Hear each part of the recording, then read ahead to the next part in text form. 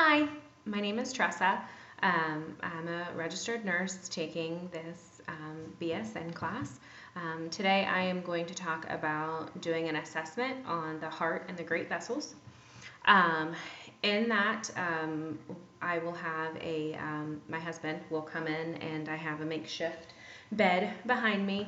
But in the beginning of this, I'm going to just go through as to what I'm going to need, what I'm going to be looking for, some normal and abnormal findings, and then I will put the assessment together at the end.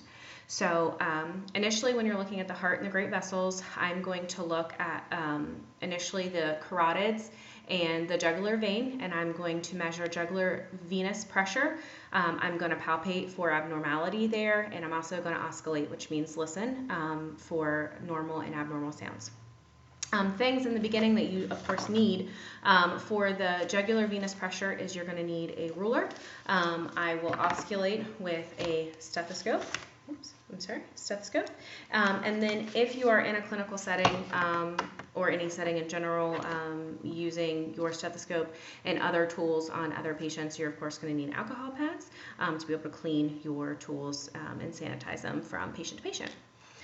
So what is jugular venous pressure? JVP is noted as being a clinical tool, and if it is elevated, if you have elevated pressure of pulsation, and that is anything greater than 3 centimeters when you measure it, 3 centimeters above the sternal angle, this could indicate heart failure, cardiac tamponade, or constructive pericarditis. So very big issues could be going on if you're seeing any extension with that pressure.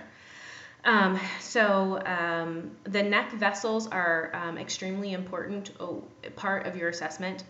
The vessels reflect the efficiency of your cardiac function. So not only are you going to want to be looking at your heart pumping function, but you're going to want to know if it is getting adequate blood flow to your brain and coming back down through to your heart. Further on with the assessment, after we do the great vessels in the neck, we're going to move, of course, to the heart. So with the heart, we are going to palpate at first. We're going to feel over the pericardium. We're going to feel if there's anything abnormal, pulsations. I'm going to palpate over my patient, and I'm going to feel if there are heaves or what could be what could feel as a thrill, which is a vibration. If you have any of these abnormalities while you're palpating, over the impulse area, a heave could mean high afterloads, which could be aortic stenosis.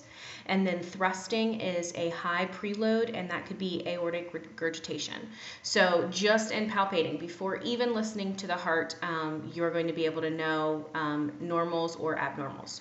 Then moving on to osculating or listening to the heart, you're going to, of course, listen down at the apical area, and that is between the fifth intercostal, and you're going to listen for an apical rate and rhythm. You're going to see if you can hear an S1, S2, which is considered normal.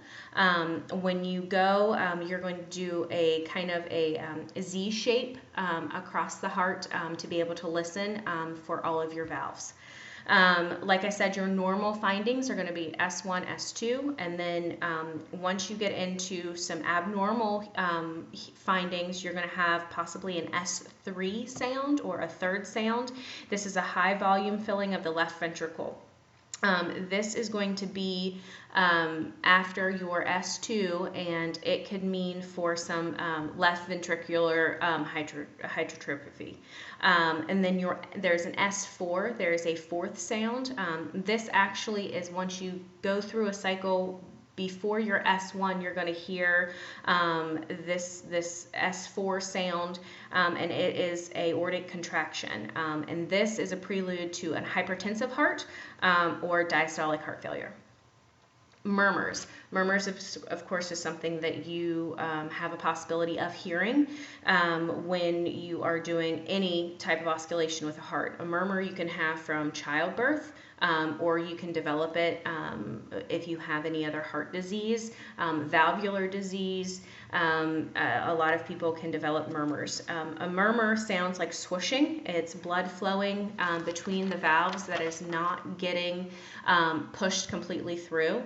So murmurs can be gentle blowing, whooshing sounds, and it's heard against the chest wall. A couple of factors that you can, of course, get a murmur from is anemia or structural defects in the valves. So a couple other added sounds that are abnormalities during an assessment would be an opening snap occurring after the S2, and that is a cause to be concerned for a diseased mitral valve.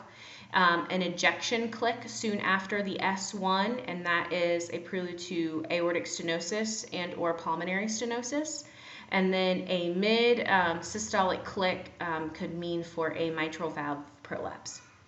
So we are going to look at the great vessels in the neck, the jugular, and the carotids. We are going to go then down after palpating and oscillating here. We're going to go on down to the heart.